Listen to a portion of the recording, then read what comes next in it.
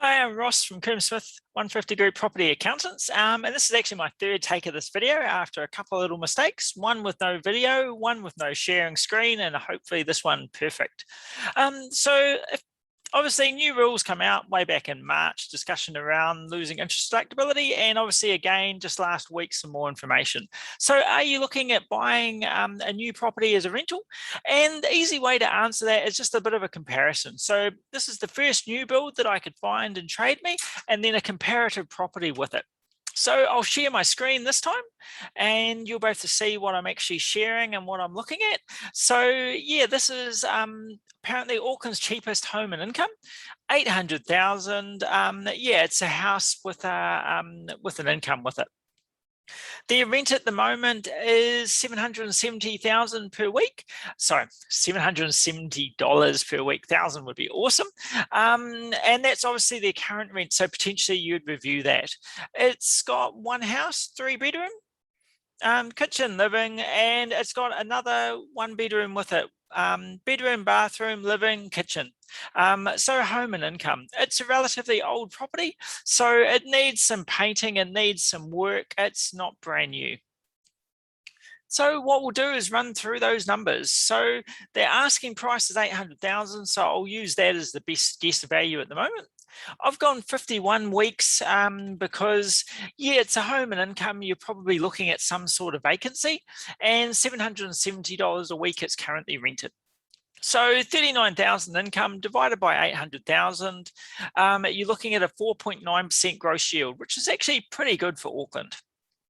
No body corporate, it's a standalone property. Insurance, yeah, it's probably a little bit higher than normal because it's the home and income, but because they are joined together, I'd guess about 2,000 a year.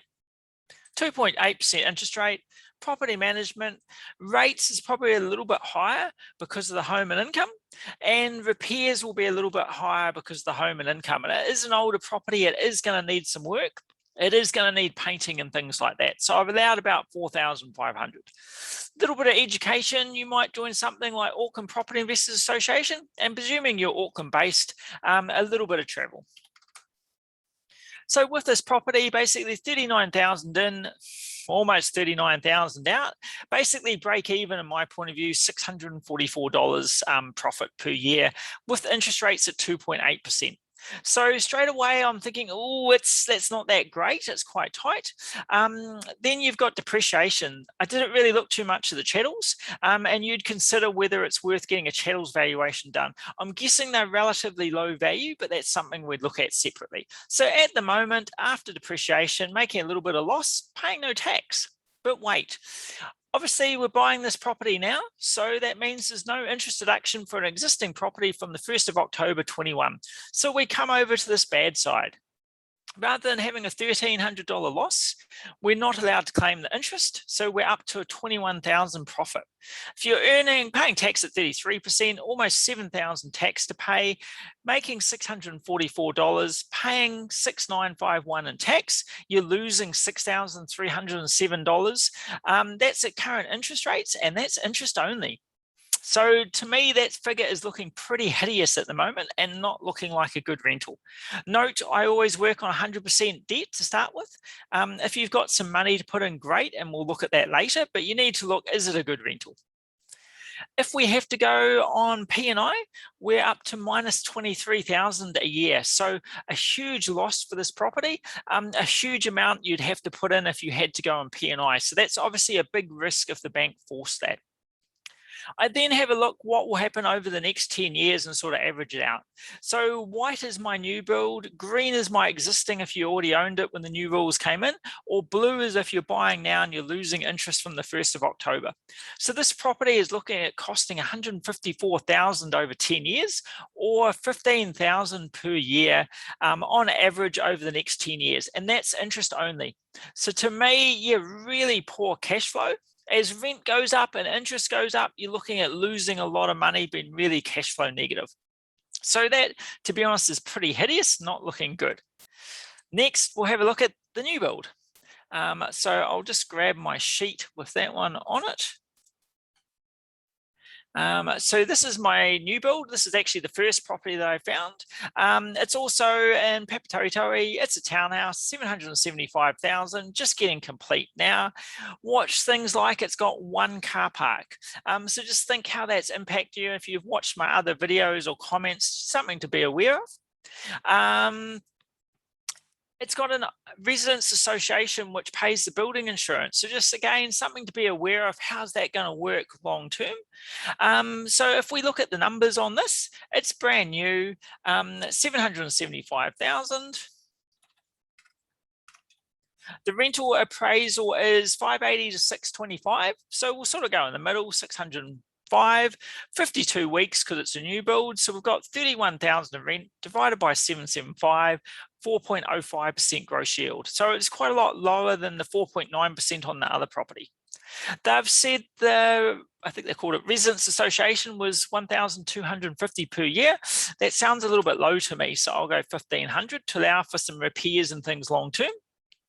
Insurance, maybe $500 for some sort of extra rental. Insurance, interest rate 2.8, property management.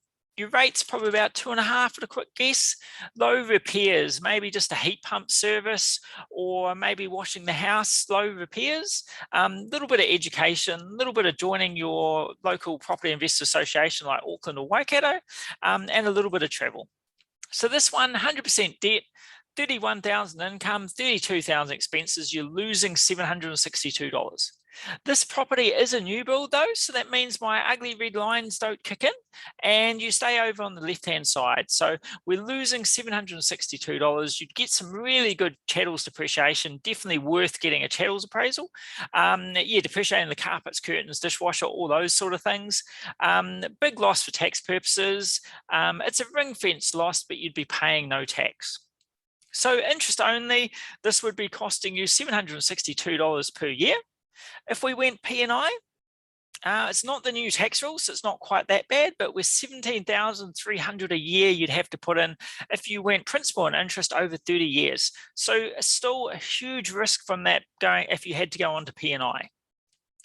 And if we look over the next 10 years, interest rates going up, rents going up, you're looking at losing $8,700 per year on average. So still losing $87,000 over 10 years. So looking at this, which one's better? I think they're both pretty terrible. Presuming that they're not subdividable, there's no good added value, there's not some good trick you can do to get a whole lot more rental value out of it. Both of these cash flows are looking terrible. Losing $87,000 over 10 years is terrible. Losing $153,000 over 10 years is terrible.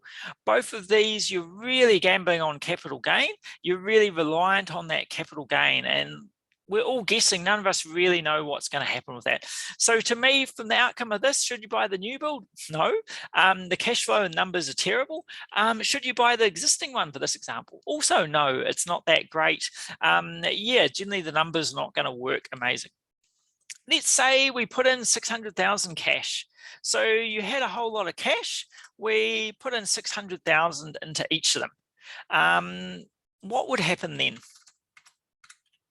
So if we put in the 600,000, the existing property would make $9,607 interest only after tax. The new build, $11,893 on average over the next 10 years.